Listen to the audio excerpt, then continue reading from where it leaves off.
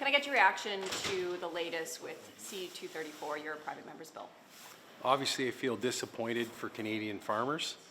The amendment that was passed last night, in a way, guts the bill and really diminishes the opportunity that was there so close to have a good result for Canadian farmers. And I mentioned in the House of Commons yesterday, a pork farmer just down the road from where I grew up, his natural gas bill for the month of February was $4,300, and the carbon tax charge on that bill was $3,300. So obviously, that's not fair. And the senators who are Liberal-appointed senators that voted for the amendment, I really don't know what they're thinking, because they really missed the boat on this one and could have provided a great opportunity for farmers.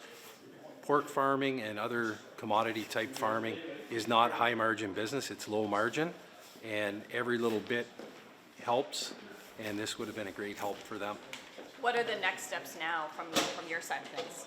Well, it's quite a procedural study, I think you would say. There's a lot of different opportunities. I think it still depends on if there's more amendments to come.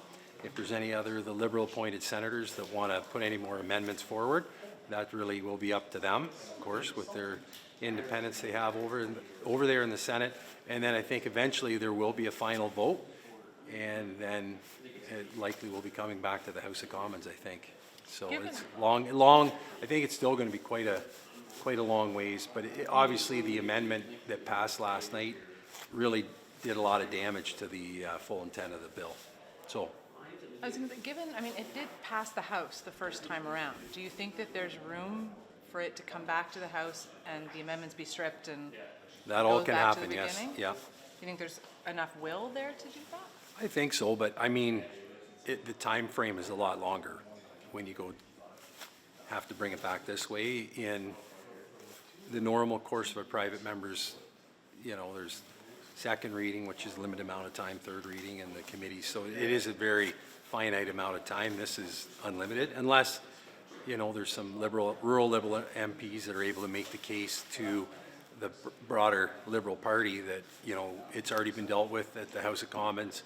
Let's just get it dealt with and move on, because I think obviously they likely have heard from their constituents, and some of the Liberal members of Parliament from New Brunswick and Nova Scotia, and certainly Prince Edward Island, and even a guy like Adam Van Couverton, who does have a little bit of a rural part in his Milton riding, they would have all been hearing from their farmers about this, and they know what the message would be from them.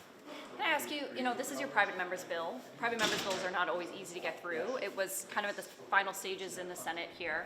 What has this process been like for you? How are you feeling with your bill being at this point now? Well, I would say it was a team effort, to be honest. Like John Barlow did a great job, and a lot of the other members of Parliament on Ag Committee and the rural members, they have as much ownership in this as I do, I feel. And David Wells he's a fantastic individual, and so he's a really collegial type person to take a bill on like this. So it's been a good learning experience, even though I've been around a long time. The Senate, you really learn it is a different setup than it is in the House of Commons. So good learning all the way around. How are you feeling though about it at this point now then? So there was all these potentials for it to be, like you said, quite a time before it could potentially be passed. I played a lot of sports in my life, and I know that it's never really over until you get the last out in the ninth inning, and we're not quite in the last out in the ninth inning. It might be the top of the ninth, but it's not the bottom of the ninth.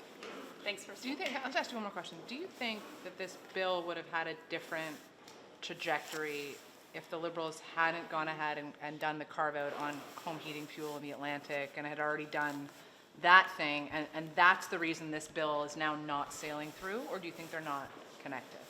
It's a good question. It's hard to say. I think maybe in one way, originally I thought maybe because some of the senators had defended it so much, why they should vote against it, and then the Prime Minister did a carve out, maybe they might have felt a little betrayed that, they've held the line for him in the Senate, and then he did that. But you know, it was only one vote, so, and it was pretty close. I think that's just how close it is, but we'll see, we'll see. And then, of course, there's been at least 5 or 6 senators appointed since my bill has been in the Senate too, so that didn't, you know, you take those 5 out and it passes. Or, you know, the motion, the amendment would have failed last night, so anyhow, that's good. for stopping to talk. Thanks, Ben. Take care. Appreciate it.